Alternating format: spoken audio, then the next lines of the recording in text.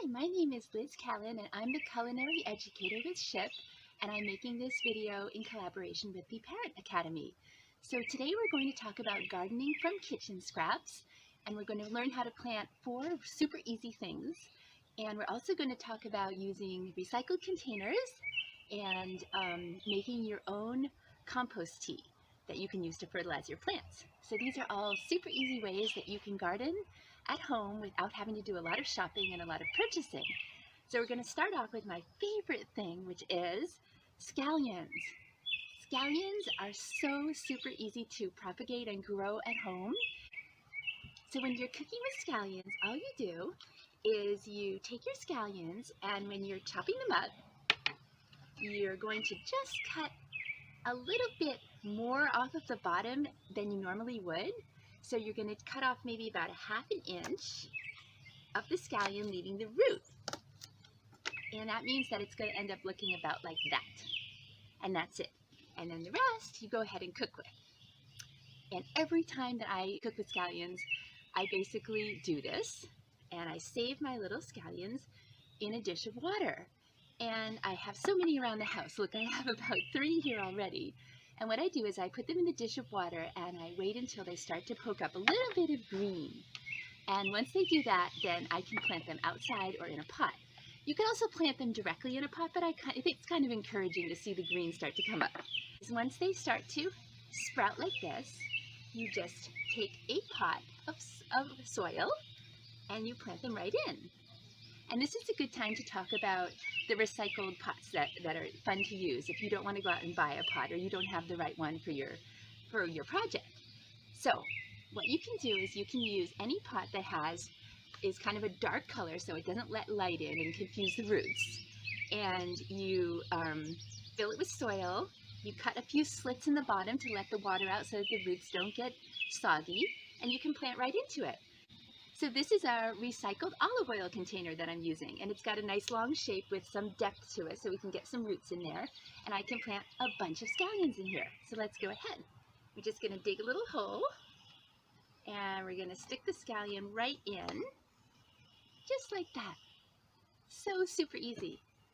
And I could probably fit quite a few. They don't get very big, so I'm going to go ahead and stick about 4 in here.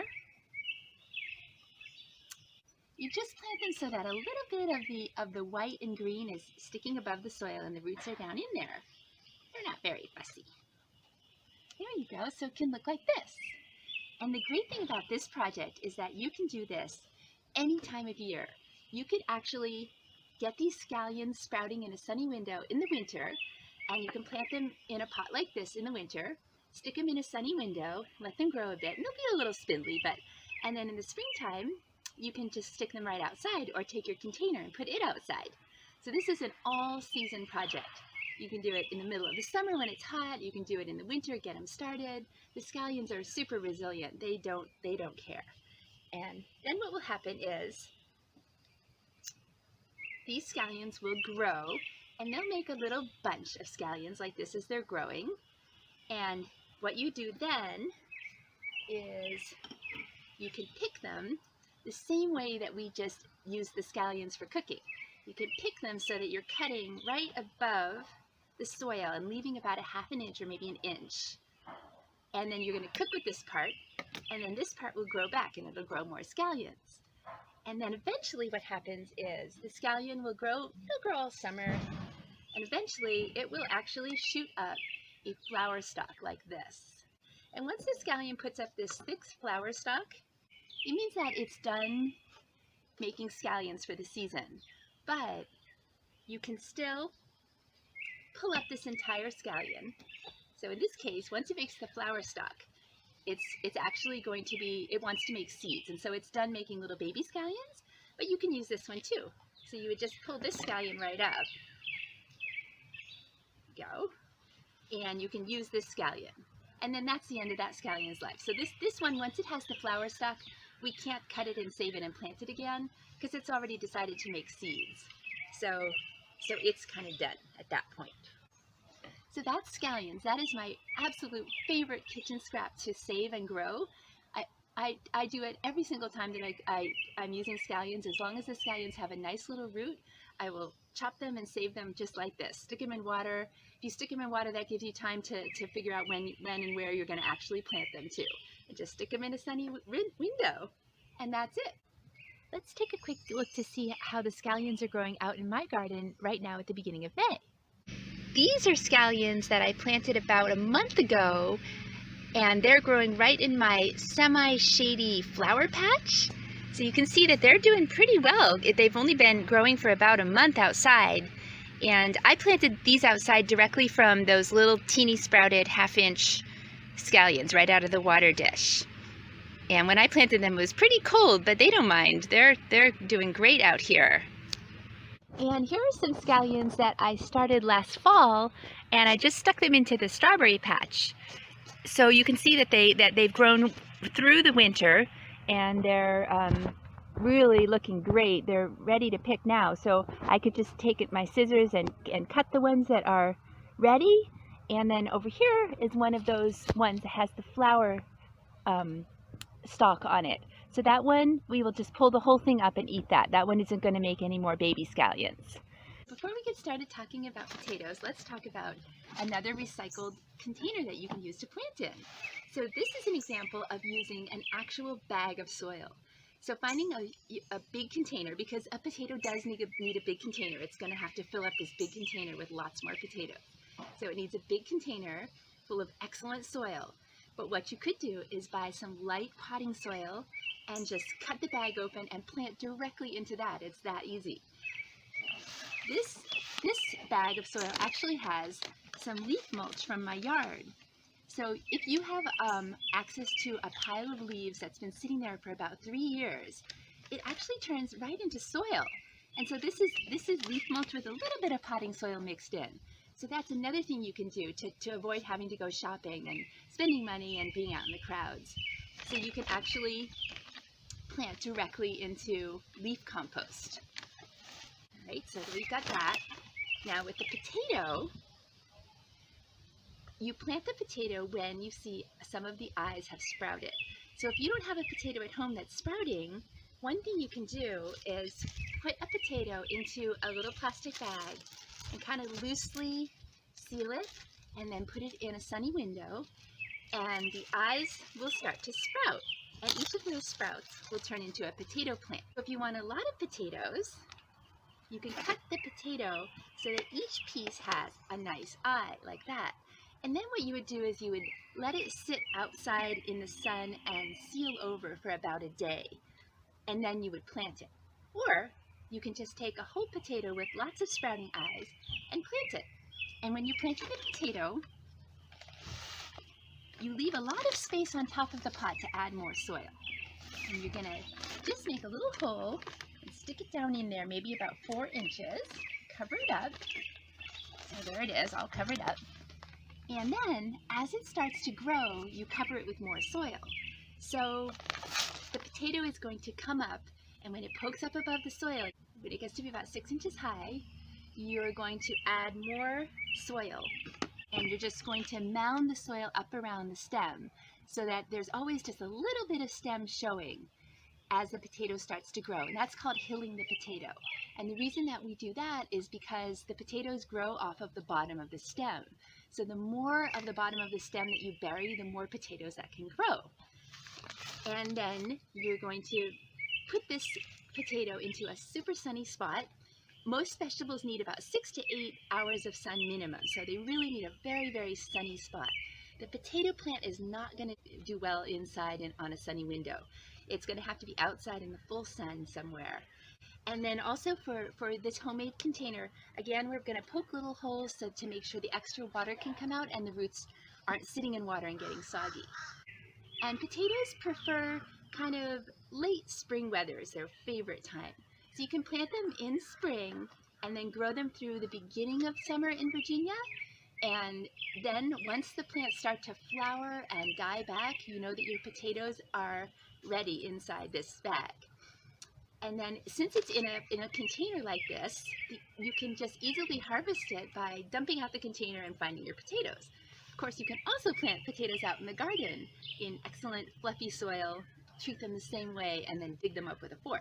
All right, so let's talk about sweet potatoes now. So with sweet potatoes, you can do two things. You can either stick them in water for very many weeks and let little sprouts emerge, which you can then root in some more water and plant each one to make a sweet potato plant that's going to make a bunch of sweet potato tubers.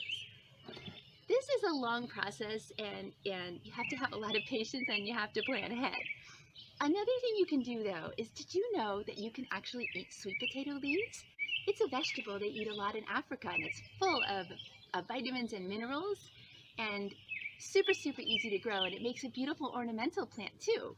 So another thing you can do with sweet potatoes is you can just plant the root directly into a big pot of soil. Now sweet potatoes like very warm weather, so it's just now getting to be time to plant sweet potatoes. So you can plant sweet potatoes around the middle or end of May is good for sweet potatoes. Stick them right into the soil, give them plenty of water, and this sweet potato is going to grow a mass of leaves, which you can eat raw in salad or you can stir fry.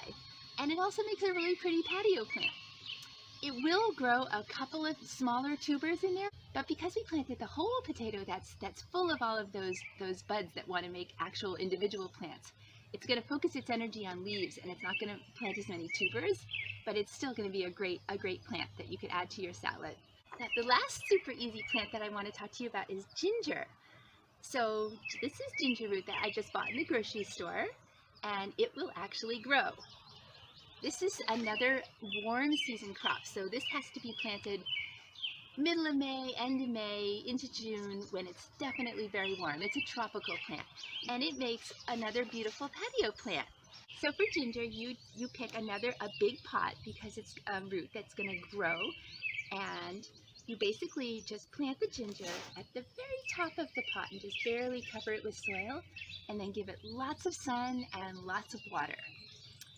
And it's going to sprout little gingers that look like this little root, and then it's going to get bigger and it's going to turn into a really pretty pot. And then it's going to grow through the warm summer, give it lots of water, tons of sun, and in the fall it doesn't like the cold weather at all. It'll start to die back a little bit, and then you can just dump out your pot and dig up your ginger, and it will have multiplied about 4 times.